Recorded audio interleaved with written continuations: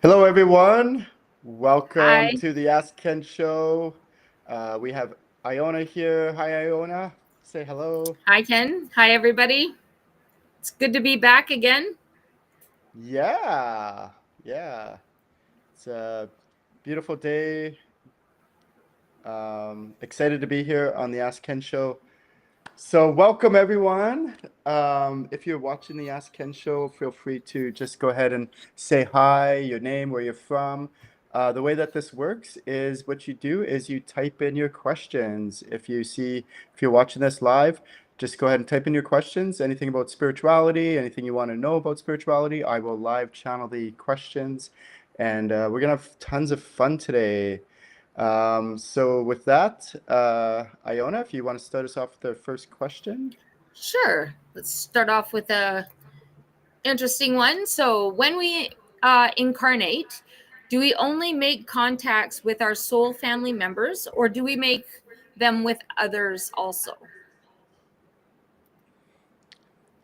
Sorry, say that again. When we reincarnate? When we When we incarnate, incarnate, yeah. yes, do we only make contracts with our soul family members, or do we make them with others as well? Yeah, that's a great question. Okay, let's get started. So, the question is, I had a client ask this question where it's like they wanted to know, you know, when we die and we cross over, we'll go to the astral realm. And when we're in the astral realm, what happens is we spend that time with our soul family members, and then while we're in the astral realm, we work with our spirit guides before we incarnate, or not our spirit guides, but our ascended masters from our soul family, and then we create a blueprint, and then we incarnate.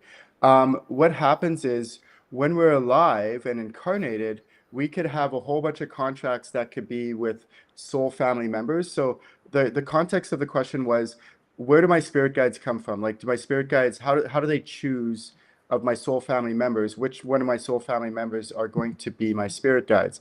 Now, I want to make something really clear is that somebody who's an earth family member isn't necessarily a soul family member. Have you ever like never like met someone and you met them for the first time and you're like, oh my God, I feel like I've known you forever and Yeah, you just yeah, for met? Yeah, lifetimes. Yeah, yeah, it's like I feel like yeah, I've known you forever. Like we just have this amazing connection. Now, sometimes people just have great chemistry and all that, yeah. but I'm And then talking on about the like other that. side, sometimes you meet somebody and like, or there's somebody in your family, and you're just like, how are we even related?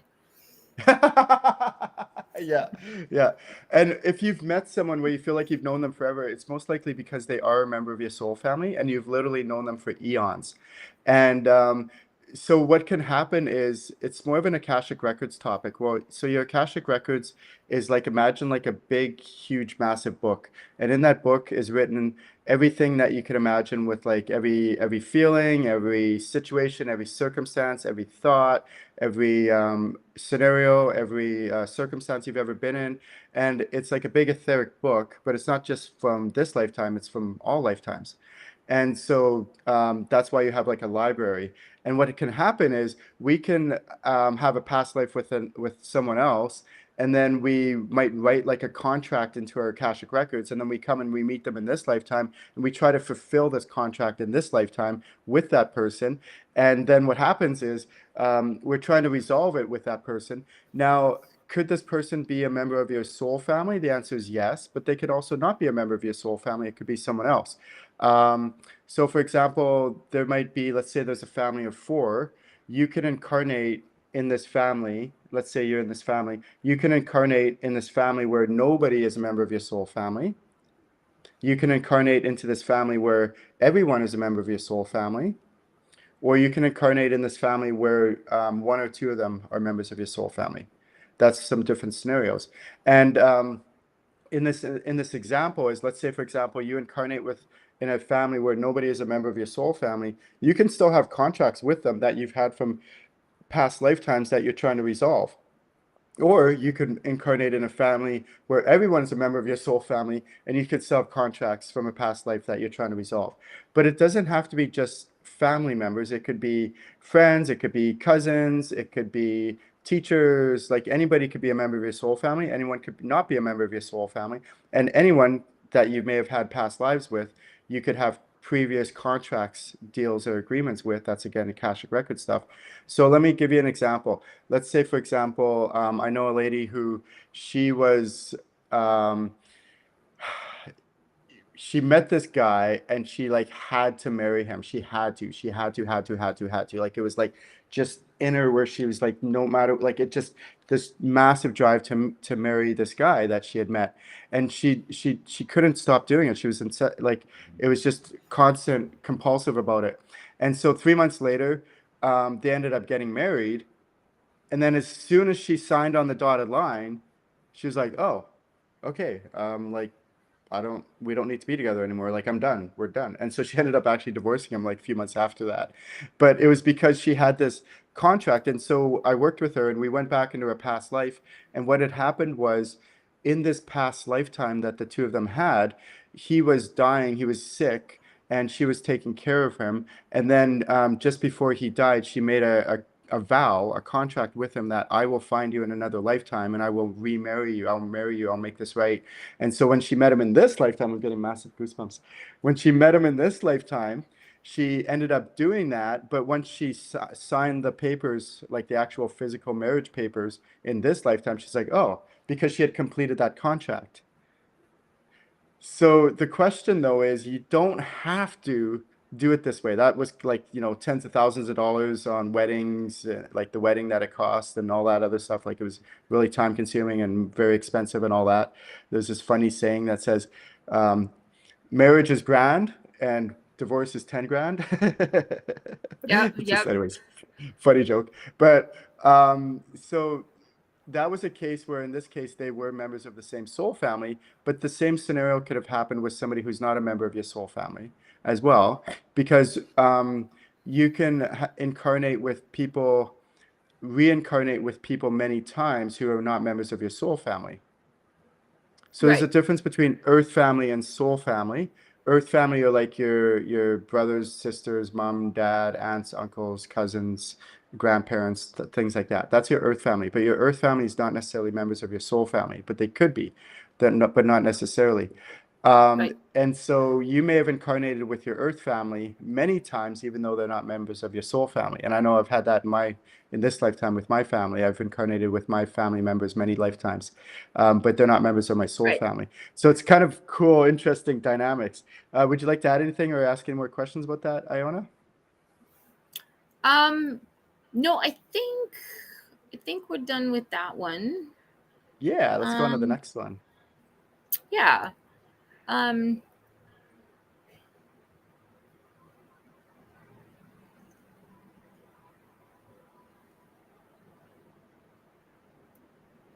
so I guess maybe on the same topic of, I guess, somewhat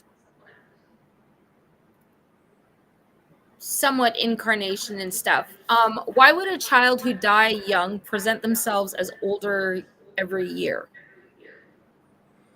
Yeah, so good question. So first of all, if you're watching this, I want to say hi. My name's Ken. Great to see you. Feel free to please say your name, where you're from. I'll give you a shout out. Also, if you have any spiritual questions, just type it in the chat box and I will live channel the answers. This is the Ask Ken Show. And also, if you want to know anything more about me and what I do, please visit my website, channelinginc.com. And I have some questions coming in on Instagram that I'll answer in a moment. But let's answer this question. Why would a child who died young present themselves as older?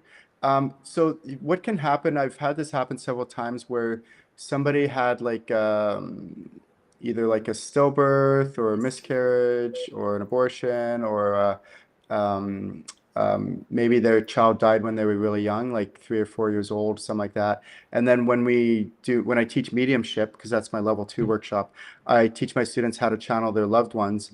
And sometimes their loved ones will present themselves older. And here's the reason why, is because in the astral realm, so there's 3 different realms: the astral realm, the in-between realm, and the animal spirit realm. And in the astral realm, when a soul crosses over, they will often present, when we as humans, incarnated humans, channel them and connect with them, they'll often present themselves as they're in their prime. Like, so even if the child died at, let's say, 3 years old, they'll still might present themselves in their, early 30s or late 20s or something like that. And so that's Mhm. why that happens. Um, and so when also another thing that's really interesting is that, let's say, for example, grandpa or grandma, let's say grandma dies, and then you channel her and she might be presenting herself as much younger, like maybe in her 40s or something like that, because Yeah, I was again they just going to present ask you themselves. that.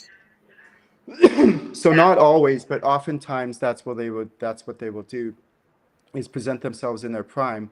um, because that's when they were like in the. So I'll give you an example. I was watching this show where this young boy, he's like really like spiritually connected and all that, and he was telling his parents how he had a dream with Pa, like he went and connected with Pa, and actually, I think it was a near-death experience where he was talking about Pa, his grandfather that he never met because his grandfather died, and he described like the exactly how he looks. He described the warplane that he died in World War II, like described the symbols on the side of the plane and everything like to the detail.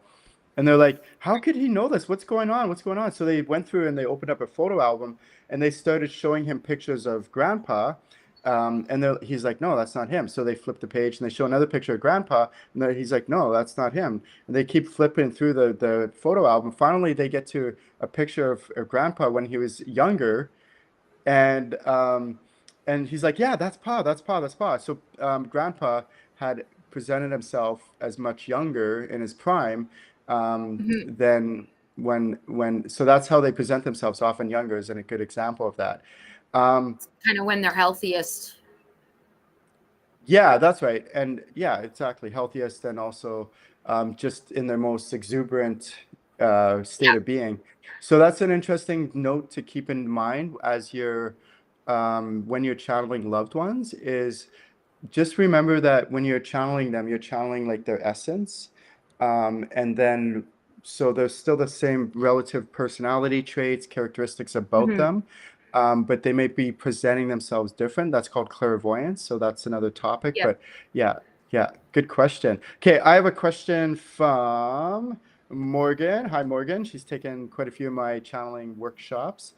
Um, can you explain what nightmares are? Like if you have an attachment or entity, and she's from Australia. So thank you, Morgan, for tuning in.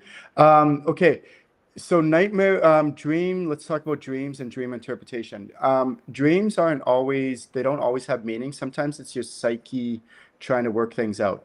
Another thing to note about dreams, is that sometimes you'll have a dream about somebody, and sometimes it is about that person, but oftentimes it's not. Oftentimes that person you're having a dream about is a representation that your mind puts in there to help your psyche work through that, whatever it is that's going on in your life, but they're using that person to help you work through it. However, what Morgan is talking about, and I'm just connecting to that incident that Morgan's talking about. So I have the ability to go into people's timelines and then like actually go back into that moment, and then I could also go forward into the future. So I teach all that stuff that's past stuff, and then future timeline, past timeline. And in Morgan's case, she literally did have a psychic attack, is what it's called. And so sometimes what can happen is when we're in a dream state, we can be more vulnerable. And then that's when an entity or whatever can come in and actually affect us in a detrimental way. So what I do, I'm actually, there's a course that I'm teaching. It's called um, psychic psychic and spiritual protection, and I'm going to do the whole entire training on that, how to basically protect people. But to give you a little bit of a rundown on this, the most important things I tell my students at this stage as they're learning to channel is do two things. One is keep doing the healing and clearing. And why? Because if an entity or something not of the light tries to come in, if you're nice and healed and cleared, it might try to come in, but it'll just kind of slip through you. But if you're all gunked up with contaminants and heavy low energies and emotions and vibrations and stuff like that, and contaminants, then it has something to stick to a lot easier. And then the other thing that I also recommend to my students is keep getting those spiritual upgrades like activations, attunements, enhancements, and all that, because then that increases your protection. Not that's not the only thing that enhancements and spiritual upgrades do, but that's one of the many things. And so I do that at my monthly Ascension group healing. You can see that I on my was just website, gonna say, channelinginc.com. say, Yeah. yeah, I really enjoy your monthly ascensions. There's lots of And upgrades then, and protection and clearing and yeah, all kinds of so I things. take that into account. I take that into account when I do those, because a lot of my students, they need those spirit as they're continuing on their ascension process. They need those spiritual upgrades and enhancements to help them not only accelerate, but also keep them protected and safe as they're growing and learning to channel and all that. I want to make Mhm. something very clear, though. Two things very clear. One is that we've been channeling all our life.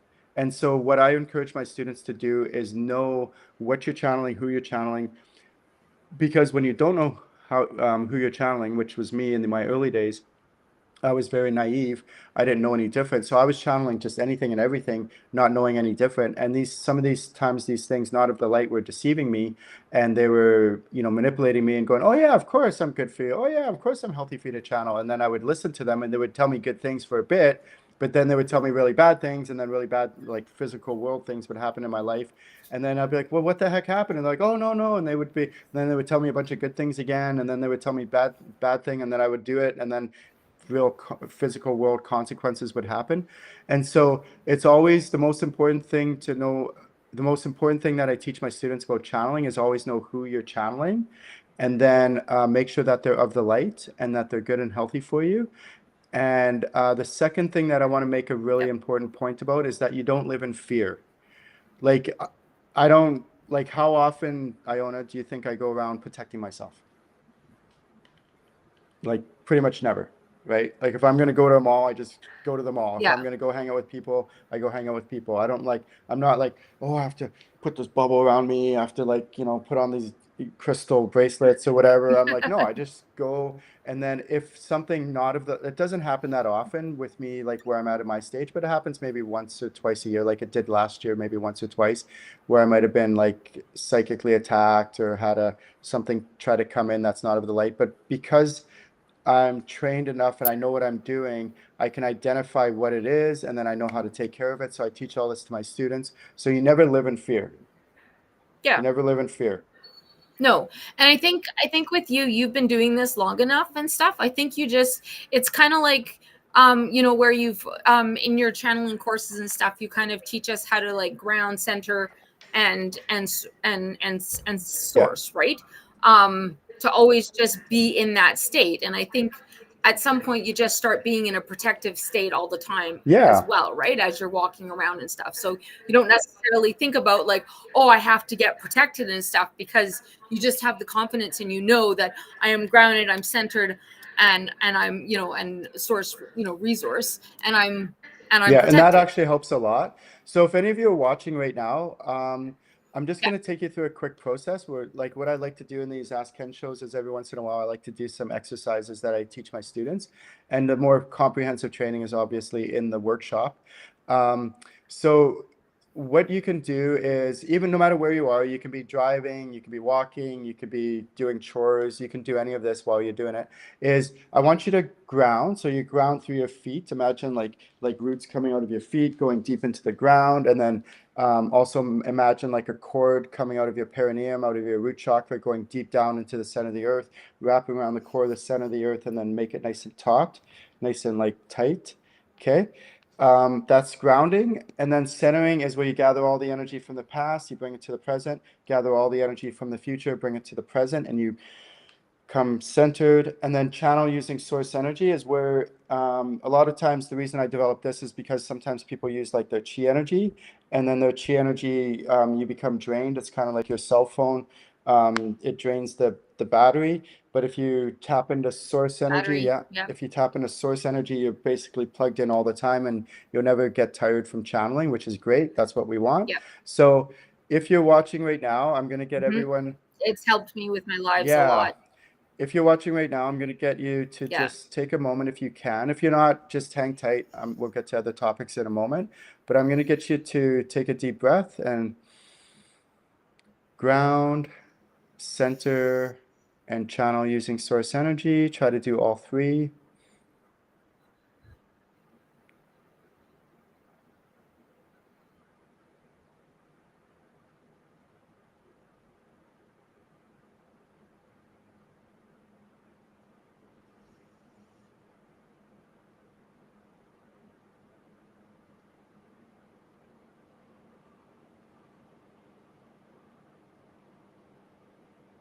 Okay.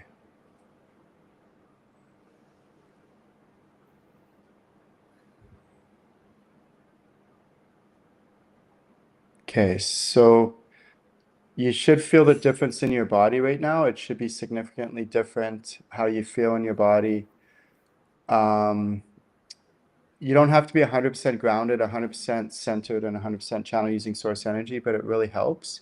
And so if you have a notebook or pen and paper, just write that down. And then or even a sticky note. And then I suggest like putting a sticky note somewhere where you'll see it. And just doing this one thing is life changing. Like I've had people take all my channeling workshops, and then at the end of level 3, I do this little exercise where I say, share something that really like stood out for you, that changed, that you really, most valuable thing. And this one lady shared the ground center channel using source energy, and I'm like, what? I mean, all the things I taught you, how to channel spirit guides and, loved ones and mediumship and spirit guide readings and ancestral readings and past life readings and all the stuff I taught you, medical mediumship. And she's like, no, no, this changed my life because like when my kids are pissing me off, I take a deep breath and then I just ground center channel using source energy, and then I can respond for a lot healthier perspective. Or when my partner pisses me off, it ground center channel using source energy. So it really is like even Mhm. me, like I use this daily on a regular basis. Even if I'm not like upset or anything, but let's say, A couple of yeah, times a let's day. say for example, I go to a new environment, or I'll just be like, okay, I got off my like out of my vehicle, and then I'm about to go to this new environment. I take a moment and go and just reset and then be fully present, fully grounded, fully thing, and put a smile on my face. And then I enter that new environment that I'm going to. Or for example, nature, like I might be out, and just look at the trees, take a moment, ground, center, channel Yeah. using source energy. And I like, so there's a couple of things that I like about what you've taught. The fact that so a lot of other people, because we all listen to other people and kind of like take notes of what people are teaching and stuff. I've always recognized when people do meditations or whatever and they're grounding, they're either doing it from the feet or through the root chakra. And I love the fact that you ground Yes. both.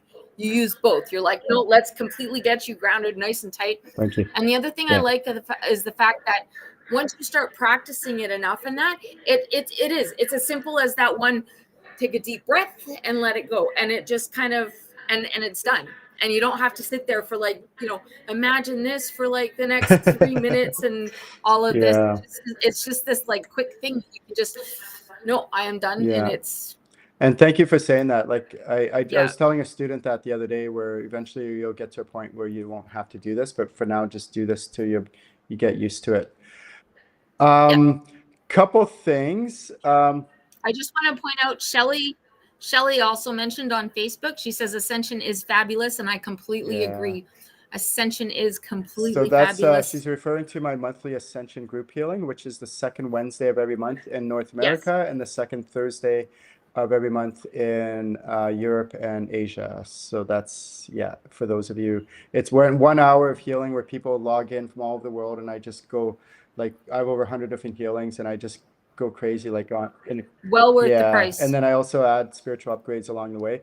So a couple of things on that also with protection is there's a lot more than just ground center channel using source energy when it comes to protection. So when I'm working with a Mhm. client, I will check things like your chakras need to be in good health because that is important to your protection, but also your auric field. And then I also make sure that the connection between your chakras and your auric field is solid and nice and strong because your chakras power up your auric field.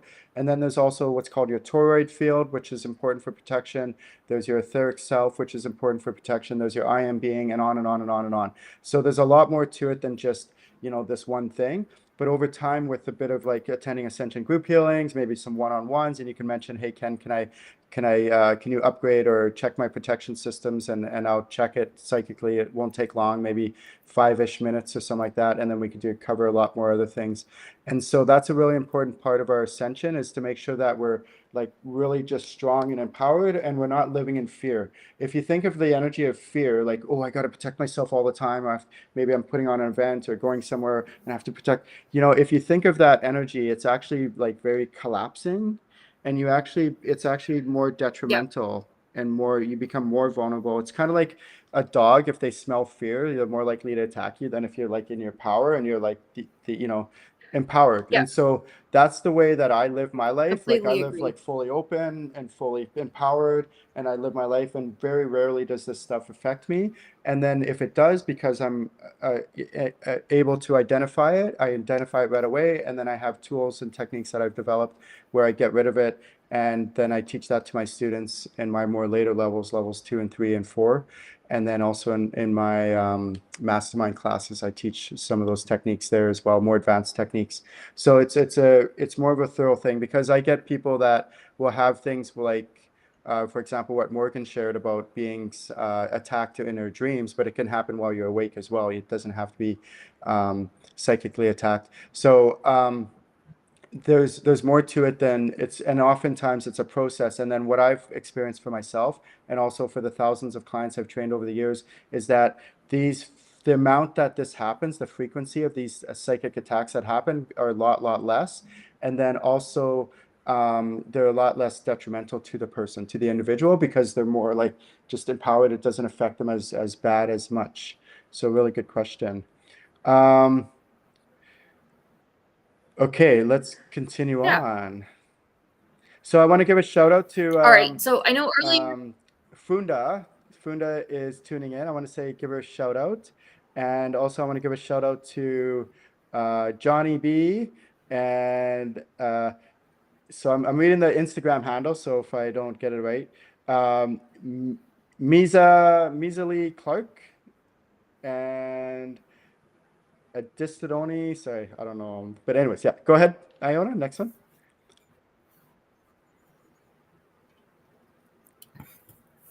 Sorry. So even earlier you had mentioned like astral realms and stuff. So the question is, even though we have free will, do we experience everything on Earth that we have pre-planned in the astral realm? Yeah.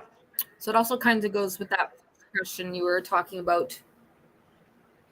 You were talking about how like incarnation and like contracts with things and stuff. You were talking about like pre-planned. Yeah, the really good question. So there's two lines of thinking. One line of thinking for people that are atheist, agnostic, people that don't believe in any of this stuff, is like, oh, we just incarnate, we have free will, we do what we want, and good, bad, and ugly, and all that stuff. And then there's the other extreme, which the other extreme is everything is preordained, everything is already pre-planned, and the stuff that's happening was already written and for sure is going to happen. I'm somewhere in the middle on that, and then when I channel. Yeah, I'm channeling right now. I'm just double checking, triple Mhm. checking. Is that it's kind of a combination of both. So let me give you an example. It's a very complex. I teach a whole 2 hour training in my mastermind class. It's called Your Soul's Blueprint, and what happens is when you're in the astral realm, before you incarnate, you work with an ascended master from your soul family to develop what I call a rough blueprint before you incarnate of what you want to achieve during this upcoming incarnation, and then you're born through your Mhm. mother. And then as you start to live this life, you start to go through this blueprint that you've created in the astral realm before you've incarnated. And what happens though, the reason I call it a rough blueprint is because it's not set in stone. And why is it not set in stone, Iona? Because we have this magical, amazing thing called what? Free Free will, that's will. right. We have free will. We can make different Free will. choices, and those Yep. choices will lead us on potentially a different path. But also, especially when we're younger, there's free will of other people that could be involved. An example is Mhm. when I was young, like a early teenager, 12, 13, whatever, something like that. My dad had an opportunity to go get a job in another city, but the city was like a lot of crime, a lot of drugs, a lot of gangs, things like that. And at that time, I was just starting to dabble into that stuff. I don't do it anymore. I'm 100% sober, clean for over 20 years. But back then, I was dabbling in that stuff, just kind of, starting it. So he was very concerned about me, that if he picked up my brother and I and moved us to this other city that had a lot more crime and drugs and stuff like that, that I would get involved into that a lot more hardcore than I was. And then, so because of that, he decided not to, and decided to stay in the city that I ended up growing up in. Um, But in that case, because I was a minor and would have had no choice, if he had moved, I would have been on a different timeline, not necessarily good or bad, right or wrong, but just a different timeline. And I wouldn't have had a choice. Right. And that would have been a different path on my blueprint, my soul's blueprint that I would have been going down. And I would have grown Yeah. up differently in a different city and all that other stuff. And so it's kind of, that's where a situation where it's not always our free will, sometimes it's other people's free will that can affect us in our soul's journey and our soul's path. So there's something, if you're Mhm. watching this and if you're taking notes, that I really want to emphasize. You ready for this? I'll get you to write this down. Use free will to my advantage. Use free will to my advantage. If you can write that down, or make a mental note of that, put it on a sticky, something like that. And so this is, maybe you want to use different words or different language, something better that works better for you, but that's the words I like. And the reason why, because I used to hate free will. I used to like despise it. And the reason why, any guesses? Because I used to sabotage. Because then you couldn't Well, control other because I used to people. sabotage my life. I used to make really poor choices, and I hated free will. And I used to Right. make choices where detrimental things and negative consequences and really bad things would happen to me because of the poor choices that I made. And then I was like, well, wait a second, Ken. I have this gift. It's called free will. Why don't I use it to my advantage? Why don't I use it to do amazing things? So, for example, when yesterday I went out to a restaurant and I was really, really, really craving pizza, and I try to have a low carb diet and high protein, low carb for health reasons, because I used to be really overweight back in the day. And I'm like, no, I'm going to have healthy food. So I use my free will to choose healthy food. And, once in a while I might have, something like I'm a vegan, so I don't have meat, but once in a while I might have like a cheese or a vegan non-cheese pizza, something like that, vegetarian pizza. But you know what I mean? Like, so that's an example. But let's Mhm. say, for example, you can choosing a partner, you have free will. You might hate some of your exes, but just remember, you chose that person. So you played a part in that. At some point, you like that person enough That's to right. And choose you could them. have said no. So what part did I play in that? That's where it takes enough humility to admit that. But then at this point going forward, how can I think about going back to the question, which is your soul's blueprint? How can I make the most out of this lifetime? How can I go down paths that are amazing and healthy for me and on the up and up that can be really amazing? And if I slip and I fall, which we're all human, we all do, put your foot in your mouth, make poor choice, whatever. Right away, I tell my students, get back on path. How can I make this right? What can I do differently? How can I, get back on my soul's purpose, my path that I'm meant to be on? And if you don't know what your path is, there's a whole trainings that I do on that. That's another whole topic. But you can tune into your soul, ask, why am I meant to be here? Why am I incarnated? What's the reason I chose to incarnate? How am I meant to get the most out of this lifetime? And all that good stuff. So yeah, like really, really, really good questions. I'm so glad that question was asked. Hmm. Um, Yeah, that was definitely a yeah, good question. Fun Scenario from Instagram wants to say hi. So hello, hi, uh, Hello. Fun Scenario. That's her Instagram handle. Go ahead, next question. Yeah, I really like how you use a blueprint as the metaphor Yeah, for it. Just because like anybody who's in that field, which like I kind of come from like a bit of a design background yeah, and stuff. So like yeah, blueprints change all the time. Like you can make a blueprint for even your new house. And anybody who's built a new house will know that changes every single time you look at it or every time you hit. Like there's so many blocks and boundaries and yeah. limitations and things that happen along the way that you have to like change and stuff. So I love the way that you use that blueprint as a metaphor Thank you. for our lives and stuff because it's a great Yeah.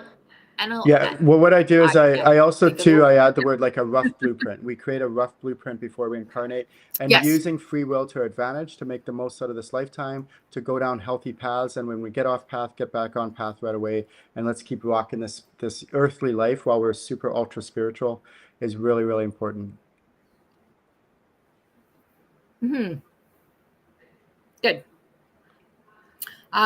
So back to I guess the topic of we were talking about kind of dreams. So on the other side of like I guess the opposite of nightmares and night dreams and stuff. When you're daydreaming, are you channeling or are you doing something else when you're Yeah, good daydreaming? question. Daydreaming is basically like astral walking, so astral traveling. So dream walking. So let me just clarify that. When you're in a dream state, oh, by the way, what I do recommend you can do is for dreaming is get a notebook and a pen and paper and put it by your nightstand and try to document your dreams. This is very important because if you document your dreams, this has been my experience. Also, a lot of people teach this as well. If you document your dreams on a Mm-hmm. regular basis, daily basis, like every single day, as soon as you get up, just write down your dreams. Even if you wake up in the middle of the night, just take a few minutes, write down your dreams. And what starts to happen over my experience over 2 or 3 months is you start to do what's called lucid dreaming. Lucid dreaming is basically when you're in a dream state, you can start to control your dreams rather than you just being like you're along for the Mm-hmm. journey and you're just like, oh, whatever happens, happens. But now you can actually, so think of it like Yeah. you're going down a river. At first, you might just be like in a canoe or something, and you're just like, wherever the canoe goes is where I'm going. That's kind of like the way most people dream. Um, but if you, Yeah. as you start to write down and document your dreams, then you can start like having a paddle and you can start steering and you can just decide, oh, I want to talk to this person or I want to stop here and look around here. And then I want to, and if you do find someone in your dreams and you want to stop and talk to them, you can do that. And most likely it might be, for example, like your spirit guide, which is super cool. So that's oftentimes what we do is when we're in a dream state, we'll go astral traveling or dream walking. Like we'll go, and I do this all the time. Like I leave my body when I dream and I'll be like flying over the rooftops of places and going looking Yeah. around. And Guilty yeah, as yeah, totally. charged. And I love it. I embrace it. I welcome it. The only, and then, sometimes I'll go fly up into space. It's super fun. Like I have so much fun with it, but I know what I'm doing and I make choices when I'm dreaming on purpose. Like, oh, let's do this now. Oh, I want to do that now because I'm lucid dreaming. And the only caution or the only suggestion I have for documenting your dreams, at first when I started doing it, I would like write paragraphs and paragraphs, but it would take me so long and it was so arduous that it wasn't sustainable long term. So now what I suggest to my students is when you do document your dreams, just jot down like bullet points to capture the main highlights of that dream and then go back to sleep or get up and start your day or Mhm. whatever it is. This way it's more sustainable long term and you're not spending hours and hours trying to write paragraphs and essays about your dreams. That's just a little tip. So going back to astral traveling is what you can do is you can lay down on a ground or on a bed or something like that, and you could purposely vibrate your body enough, your etheric body or astral body enough until it separates from your physical body, and then you could go traveling around. And it's totally safe. It's fine.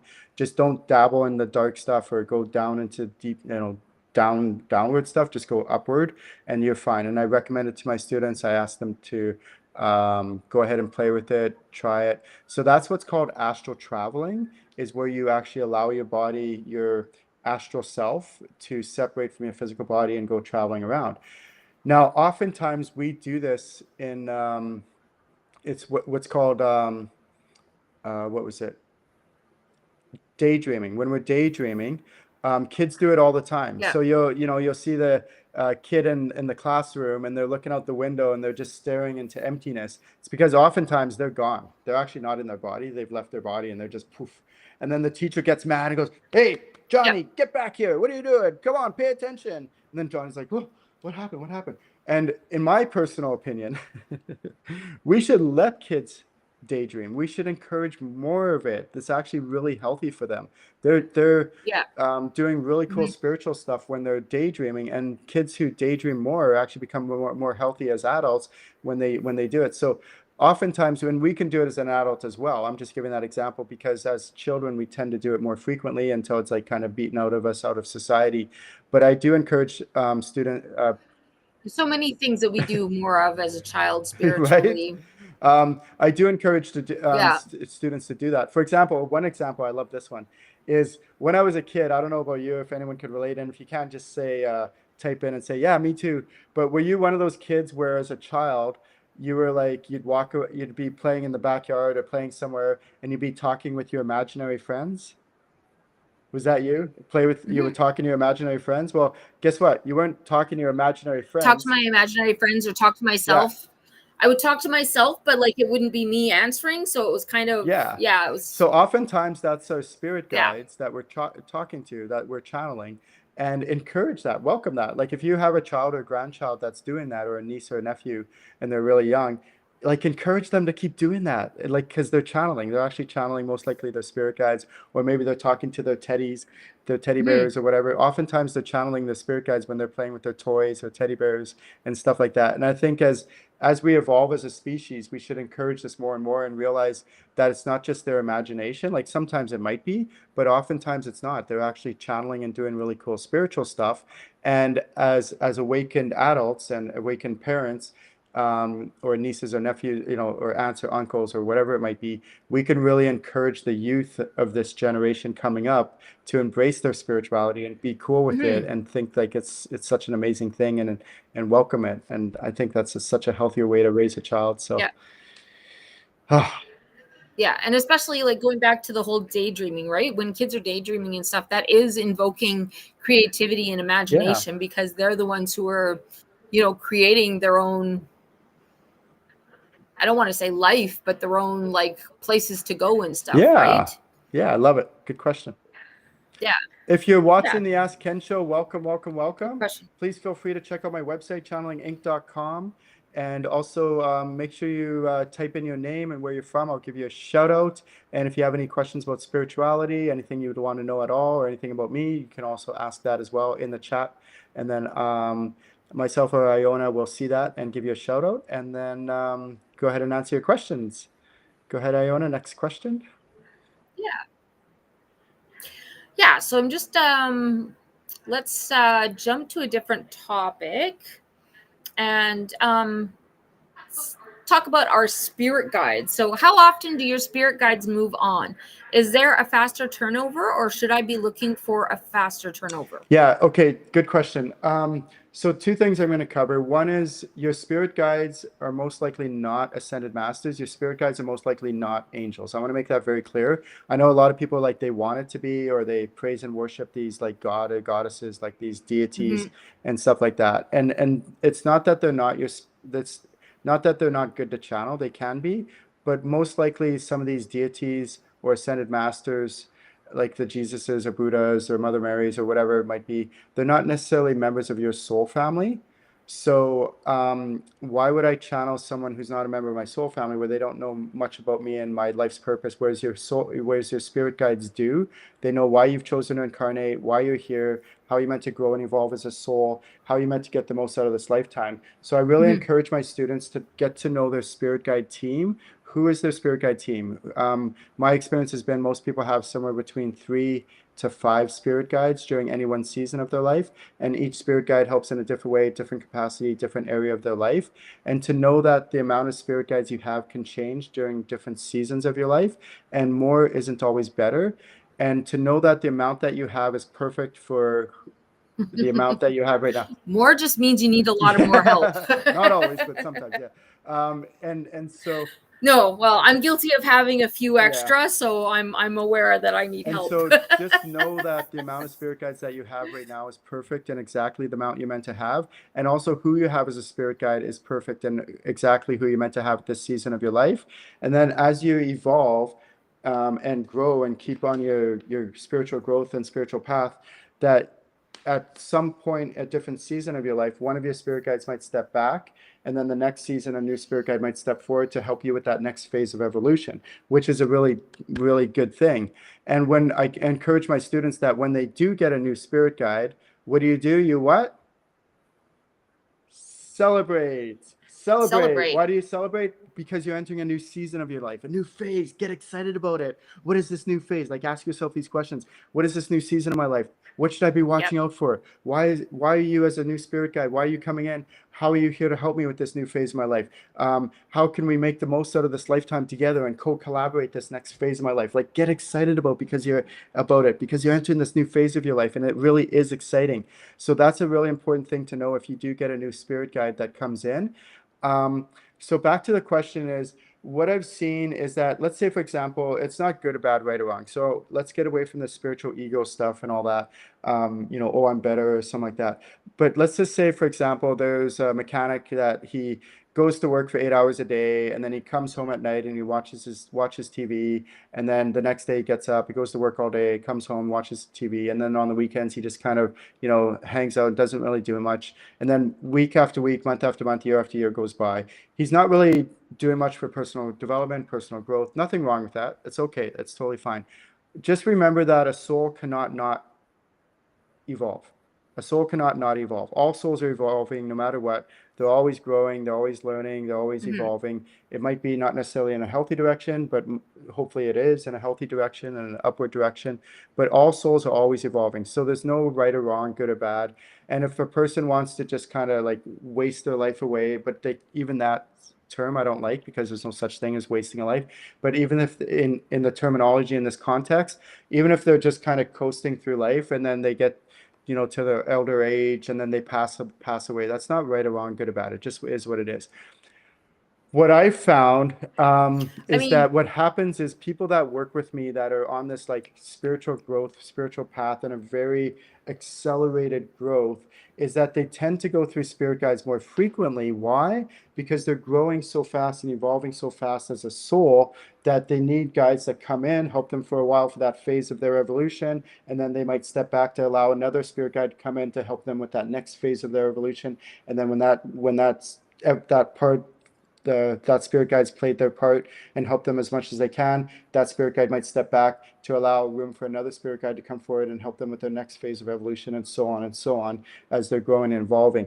So I have found that people that work with me very intently taking my channeling workshops, doing my 6-month strategic channeling program, attending my channeling mastermind classes, they tend to grow and evolve quicker, hence the reason why they tend to go through spirit guides more frequently. So for example, somebody who's not into this at all might have a new spirit guide that switches out every 10 or 15 years, whereas people that work with me might have a spirit guide that switches out every few months or so, something like that is an example. But again, staying humble, not, no one's better than anyone else. We're just evolving at different paces and different rates for this lifetime.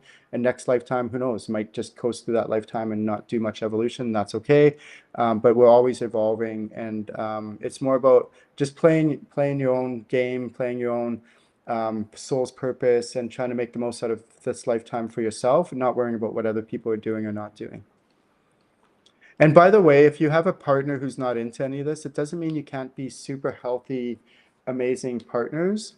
I hope you can hear this. I have a feeling that some of you need to hear this, whether you're single or in a partnership right now, is that you're like, there's a beautiful lady that I know. She's taken all my channeling workshops, and she came to me one time and she's like, Ken, my husband won't support me in my spiritual journey, and I'm so mad and I'm so upset. I really want him to support me. And I'm like, whoa, wait a second. Well, why does it matter so much? She's like, I don't know. I just want him to support my spiritual journey and join me on this and all that. And I go, what, really? She's like, yeah, I want him to like do this with me. I'm like, okay, well, wait a second. What is something that he really loves to do that you could care less about? And she's like, well, he really likes those like big bog trucks because she lives in the south of the US where there's like the swamps and all that. And those ones where the exhaust comes out the top so that when they're going through the swamp that the exhaust doesn't get full of water, and then the big wheels and yep. all that.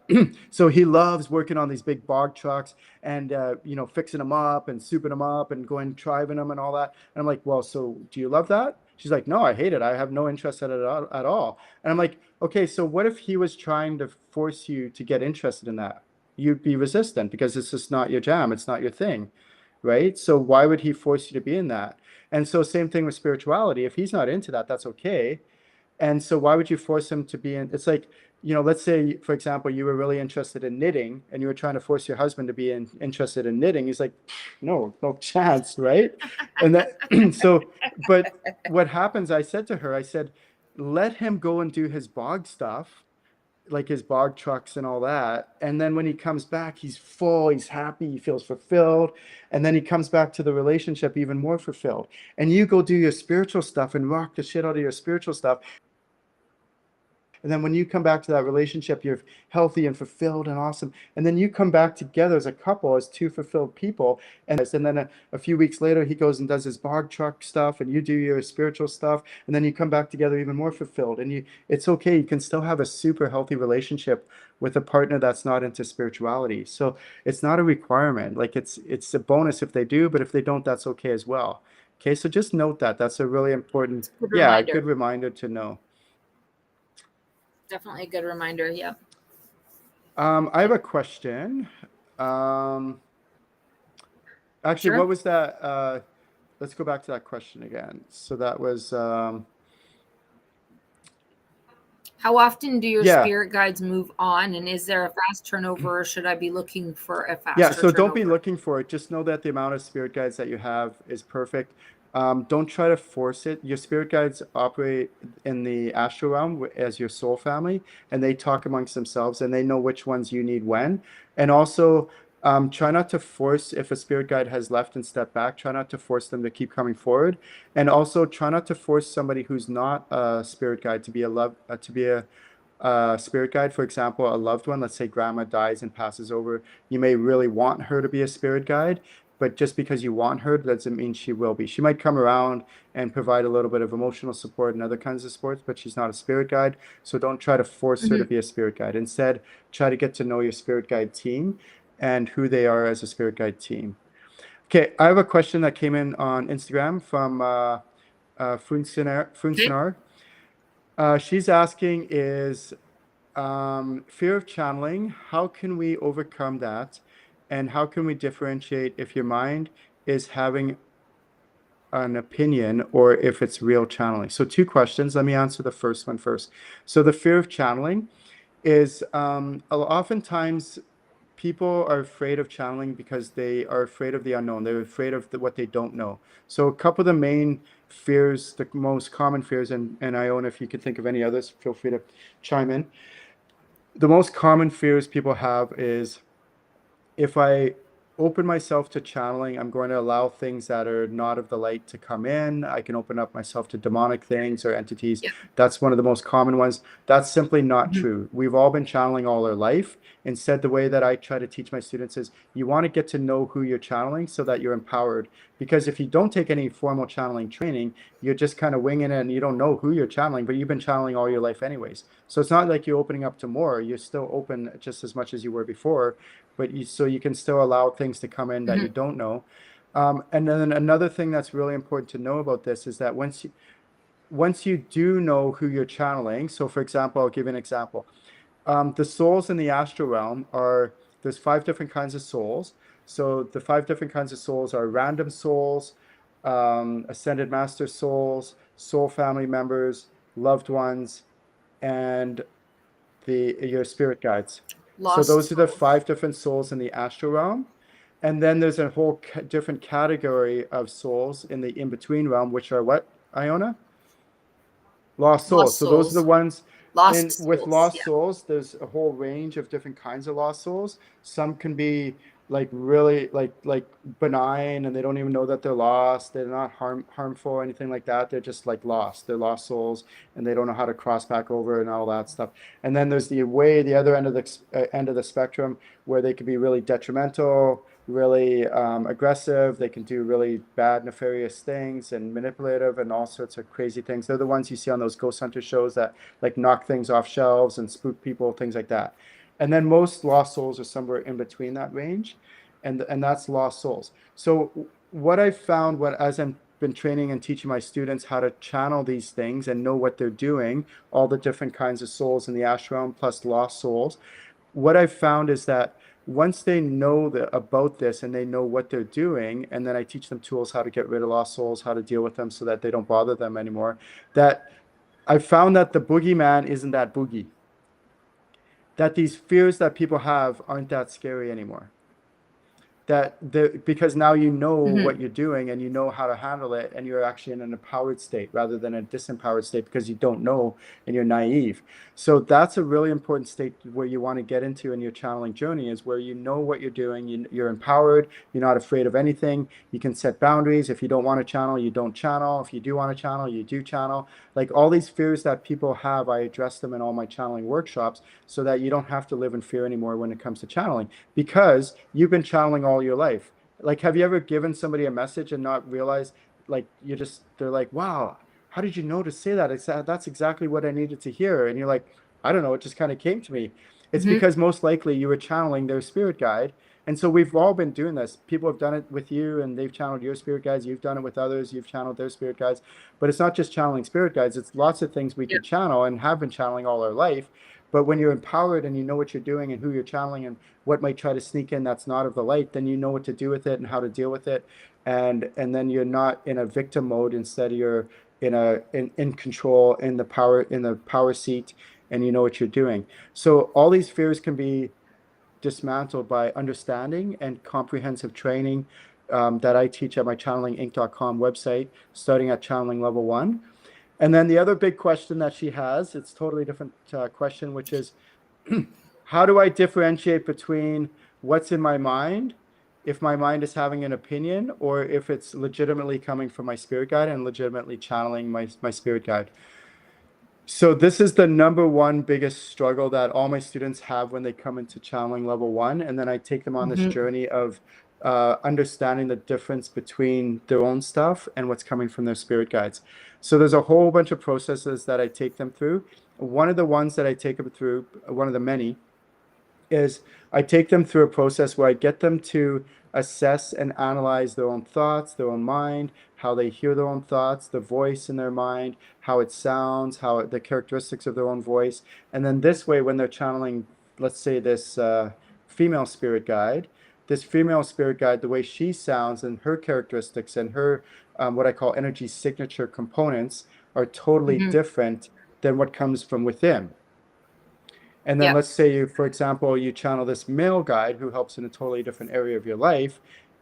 This male guide may have totally different characteristics, totally different attributes, the way that it sounds, its voice, its other energy signature components are totally different than your own voice in your own mind. And then over time, the gap between like your own stuff and your spirit guides, your own stuff and your spirit guides, your own stuff and your spirit guides, that gap widens and widens and widens. And then with some formal training over a few months, you can differentiate. You'll be like, no, I definitely know if it's coming from me because it sounds like my own voice and my own characteristics because of this. Or wait, no, I definitely know it's coming from my spirit guide because it's totally different Yep. than my own voice, or my spirit guide instead sounds like this, and this, and it's completely different than, and that gap widens over the time.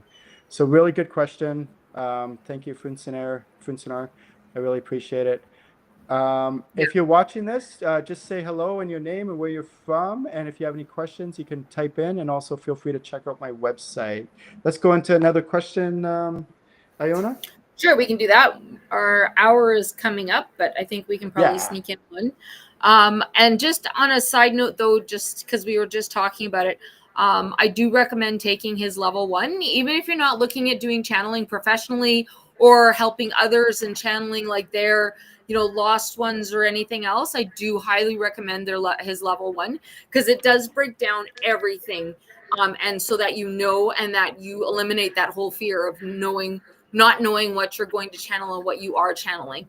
It Yeah. was really great. Like, it Yeah. was a really good eye opener and beginning to it, for sure. Thank you. So this is with every level, you'll get a 50-page manual. And this is like, it's very comprehensive, very thorough. This is just the table of contents itself. So you'll get this 50-page manual that comes with it, and then we'll go through it page by page, and it's all experiential training and not just talking about it, but actually having you practice and learn how to do this for yourself, so you're empowered and you can do it on your own without me. Oh, we have a question that came in from Karen Long. Do you want to take Karen. this one? Sure. So it says, hi, Ken. My boyfriend Hi, has a Karen, by the way. Thank you visitation for tuning in.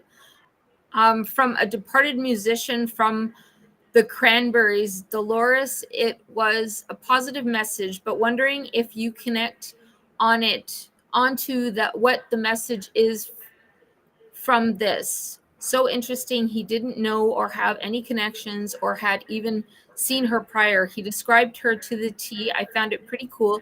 He was interested, but a musician as well. Yeah. So good question is so oftentimes the Ask Ken show, I don't do like readings and all that. There's other platforms that I do that in, like readings with Ken's mentees and other forms like that. But I will. So first of all, Karen, your boyfriend is a member, the Cranberries singer. Um, she she is, or he is, a member of her soul family. So they are members of the same soul family. So even if they didn't know each other in this incarnation, doesn't mean they're not members of each other's soul family. So for example, a member of my soul family is Robin Williams, for example. And all my life, like when he was alive, I was Oh, always like, cool. wanted, yeah, like I was just had this magnetic connection to him. And I never realized until after, when he crossed over and passed away, that it's like, oh, that's why. It's because I have a soul, like we're members of the same soul family. And then when he did cross over, I channeled him. And even once in a while, like he's kind of coming in right now, which is really cool. Um, So back to Karen's question is, um, where did this message come from? Yeah. So what happened was when he was in his dream state. So just remember, going back to dreams, because we talked a lot about dreams in the Ask Ken show, this segment, which is really cool, and I'm glad Yeah. we did, is that not all dreams are channeling. You're not always channeling. Sometimes dreams are just dreams. Yeah. Sometimes dreams don't have meaning. Sometimes they do, but sometimes they don't. Sometimes it's just your psyche working Yeah. things through, so have meaning, and that's a really important thing to know.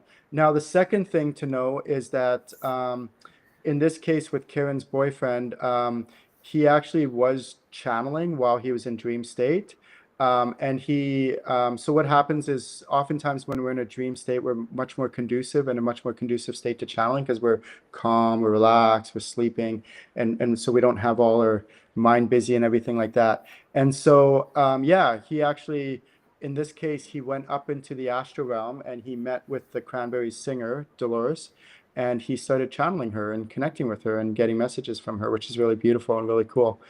So yeah, really good question. Thank you. I do encourage you, if you're watching this as a viewer right now, is to try, like I said, journal your dreams for at least 3 months straight. If you can do it every day, if you miss a day, that's fine, but just try to do it consistently. And you'll find by the second or third month that you'll start lucid dreaming. And that's the state when you can start doing really cool channeling while you're dreaming, and just enjoy it. Like have fun with it, play with it. All this stuff I teach you. So Iona knows this. Spirituality is meant to be what? Fun. That's right. Spirituality is meant to be what? Fun. Spirituality is meant to be what? Fun. Fun. So let's keep it fun. Let's keep it light. Let's keep it playful. Try not to take it so serious. Now, don't get me wrong. There is like healing and clearing and the heavy stuff and the shadow work and stuff like that, that from Mhm. time to time is necessary, but you do that real quick. And then you get back to the fun and the playful with spirituality. And then when more of that stuff surfaces, you deal with that heavy stuff or whatever Yeah. quickly, briefly, and then you get back to the fun and the spirituality, which is why I also have my monthly Ascension group healing, where you can keep up on your spiritual hygiene, your spiritual maintenance, also receive spiritual upgrades. And then this way, when you do your spirituality, it's just more fun because you're taking care of the Yeah. heavier stuff in the Ascension group healings and things like that. So we are done for today. We In are. the Ask Ken show. Thank you everyone for Great watching. topics today. I know. Thank you so much, Iona, for helping and supporting. And everyone have a wonderful day. My heart, my love goes out to you. And stay in touch. We'll talk to you soon. Oh, look at All right. that. Take See you, care, everyone. everyone.